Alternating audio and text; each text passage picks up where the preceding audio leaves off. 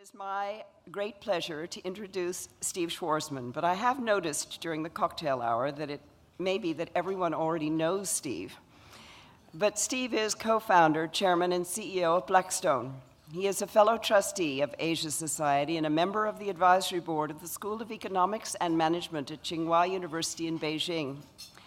Steve has done something so innovative and interesting and long-term for Asia and for the United States that we all want to recognize him this evening.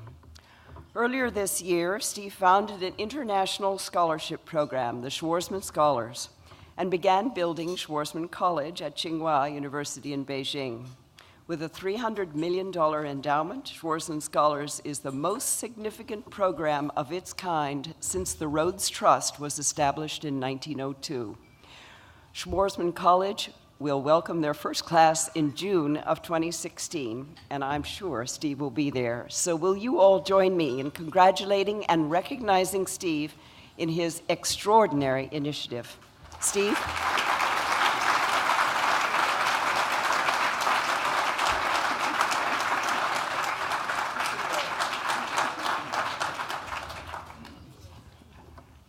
Thanks a lot, Henrietta.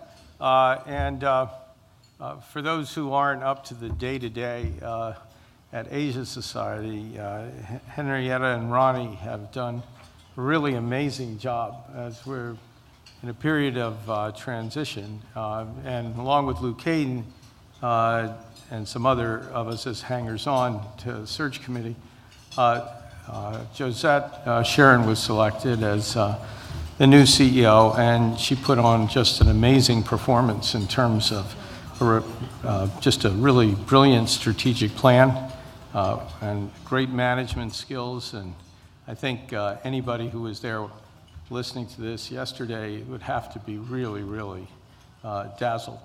So chapeau, I guess it's the wrong dinner.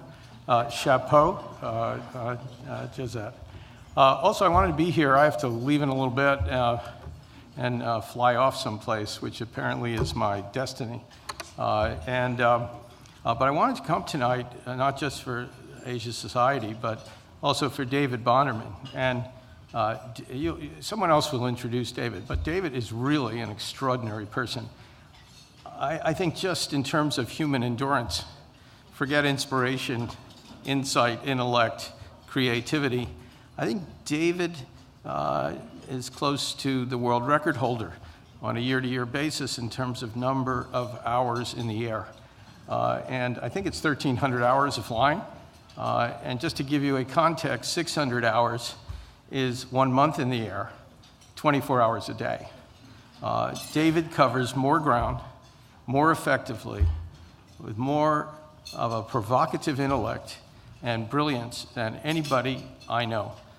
In I think it was 91 or 2, he called me and asked me to co-invest in a buyout of Continental Airlines, which I thought was like a suicide mission.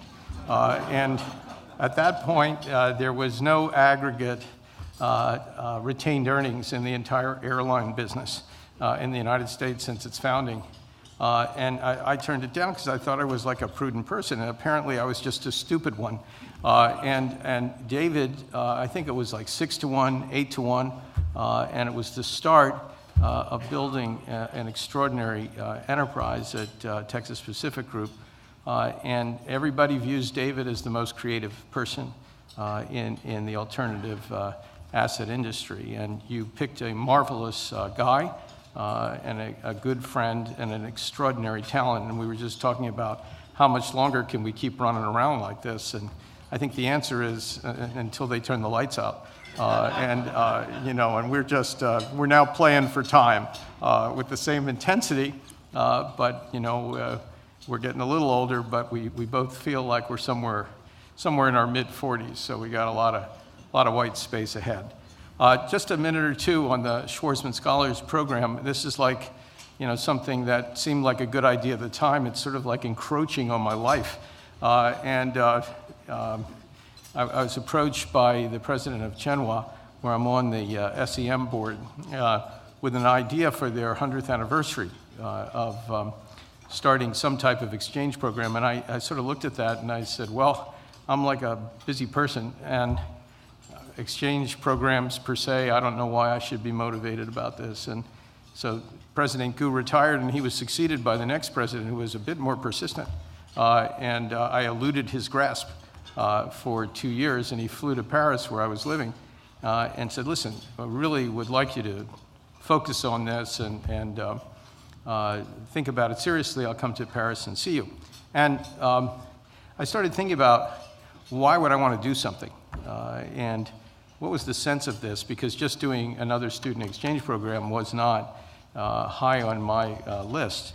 And I started thinking about what was going to be one of the seminal issues of not just our age, but looking forward over the next 50 to 100 years. And the issue of China and what happens when a country grows at a rate of double in the United States. It's hard to calculate the growth rate compared to Europe because it doesn't grow. The rest of the Western world barely creates any jobs. China's producing 10 million jobs a year. China will end up, in all probability, within 20 years as the largest economy in the world. Not per capita, but in the aggregate. And what I've seen as part of some odd things that have happened the last 5 to 7 years in terms of populism and targeting groups, people, and so forth, is that in the West, people seldom blame themselves for their own failures. They have to have somebody else to blame their lack of success. And typically, those are winners. And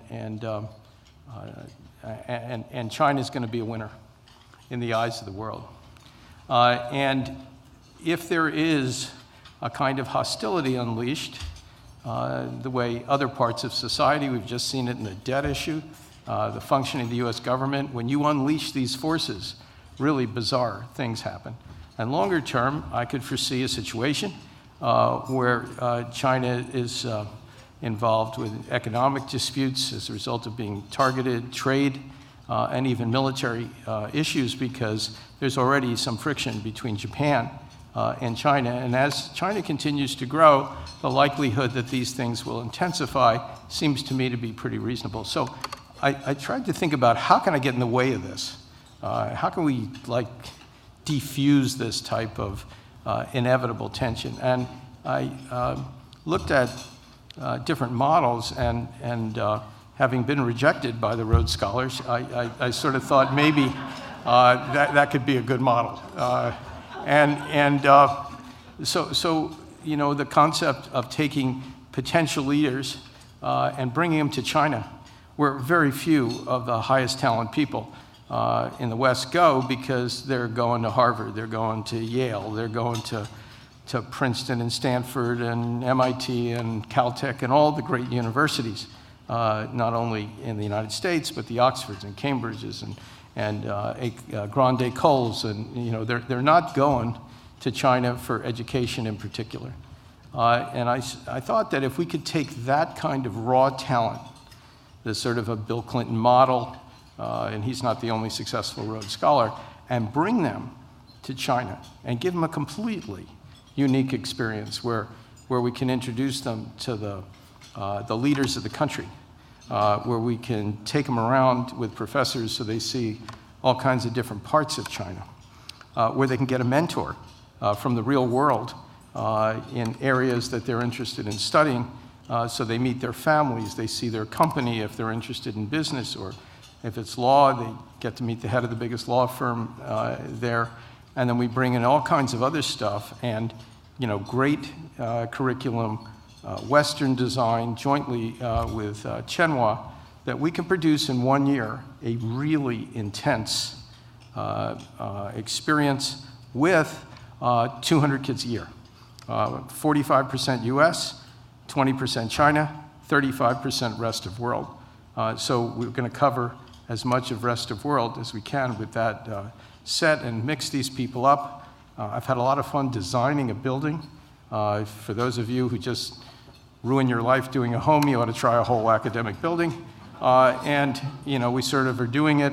There are a lot of different architectural issues in China. You can have these modern glass cubes, as you know, if you go to Shanghai or Beijing. And I thought it would be a good idea, if people are going to be there for a year, to have a more Chinese-styled type of building, but have it be modern. I got Bob Stern, who's a terrific architect, as everybody knows, who's the dean of the Yale Architecture School, to design this. We checked everything with our friends at Tsinghua to make sure we weren't making some, unwise, ethnocentric set of decisions that people go, what were you thinking? And we're breaking ground on the building next Thursday. We set out an agenda for ourselves to have at least $300 million raised, which I think we're going to be able to do, which is, for somebody like David or myself, we used to start out our career running around the world. If people give you $5 or $10 million, you thought you died and gone to heaven. I mean, you'd fly across a whole continent for $5 million. Now we go across a continent, somebody will give you $500 million, right? So I'm back to the beginning. I sort of feel like a Hare Krishna.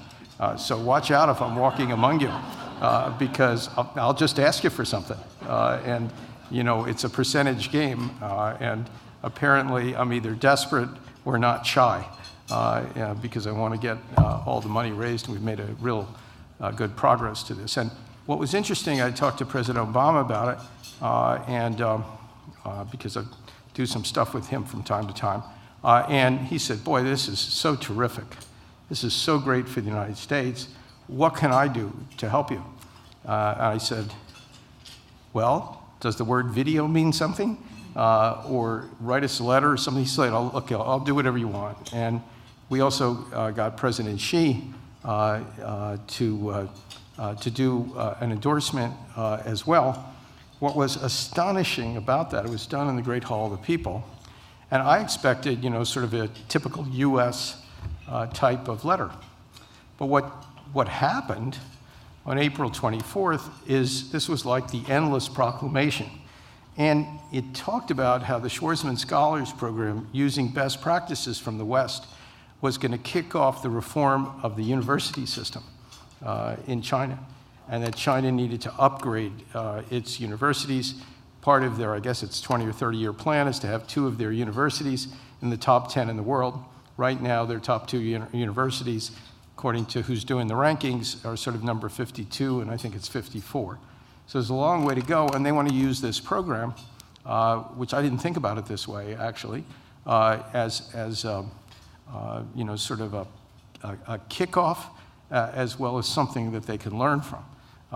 We assembled a group of academics. For those of you who have like sort of modifications in midlife of what you're doing, I mean, I haven't been to school in like over 40 years, and so I'm probably not current on curriculum, but we assembled this terrific group of 15 professors and former, head of Oxford University and so forth, that are basically divided into 3 areas. We got one group doing curriculum, one doing admissions, one group doing student life. They meet with the Tsinghua people. I must say, these academics are much more aggressive and opinionated than I would ever be, and that's saying something. They basically just announce the right way to do something. If somebody disagrees with them, one of the most wonderful conversations, it's sort of surprising to me, one of these people said, well, we've been educating students in the same place for 700 years. We actually don't need your input. I sort of went, wow. And they got away with it. Maybe it was a language issue and they weren't understood. But it's a great team effort. We put together an advisory board outside the academic side with a number of former heads of countries like Tony Blair and Nicolas Sarkozy and Brian Mulroney and Kevin Rudd. Kevin speaks fluent Mandarin, as you know. We got Bob Rubin and Hank Paulson from finance, and Henry Kissinger and Condi and Colin Powell, and it's like this wonderful group of people, Jim Wolfenson and John Thornton, Yo-Yo Ma, just for a little variety, and Richard Haas, and it's really like the rallying of the establishment, if you will, in a governmental sense, but I've had calls from so many heads of universities I couldn't get into, who actually said, "Can I come and see you?" I don't know why they want to see me. So, it's like the head of Cambridge. I want to fly over and see you. And in the line of work David and I are in, all kinds of weird things happen. People want to see you, they want to sell you something, they want to buy something. Sometimes they just want to waste your time. You never know what's happening. And, one of the most gracious, intelligent people, and, he basically said, look, we started the Gates Fellowship, and, there's startup issues, and we've learned them all, and let us just turn over everything we know. Let us be helpful. This is such a wonderful thing. That all we want to do is help. You've got a call on Cambridge University. And he was there for like 2.5, 3 hours. He walked out, I just shook my head and I said, man, we've really got something here. And it's many people of that echelon that want this relationship between the West as well as China, and we'll be including some other countries, of course, the Indias and Japans, Australias, from Asia. So the program has gotten enormous visibility. I'm a micromanager, so I'm busy writing letters, designing buildings, picking out furniture, all that kind of stuff that doesn't matter, but matters, because what you're trying to do is create an absolutely extraordinary experience that will last for 100, 200 years, for the people of the world to get together to make sure that China's understood. We'll have a steady state of 10,000 people once this is up and running. Assume we're decently good at picking people. You're going to have a lot of really unusual people who will go back to their own host countries and be able to interpret what's going on in China for people so they don't get it wrong. They'll be able to also have a feedback loop going the other way. So when China is doing something that they don't even aware annoys the rest of the world, they can pick up the phone, they can internet people that they know and say, hey, what are you doing? You're just irritating everybody for no reason. Don't do that. And so, in the internet world, different than when David and I went to school. When we went to school, we graduated and we went and lived our lives. Maybe you keep 1 or 2 friends. In the internet world with social networks, this group of people that will be graduating can keep in touch forever. With large groups, you just put them on the list, blast an email out, and they'll be able to mobilize to do things.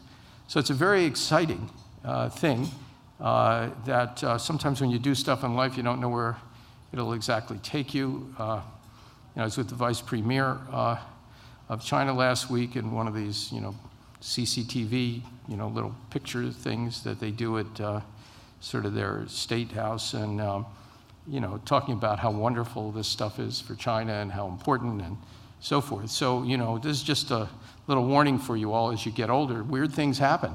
I was just trying to be a little helpful, and it's taken on, sort of a life of its own, which is a very interesting supplemental part to the other part of my life regarding Blackstone.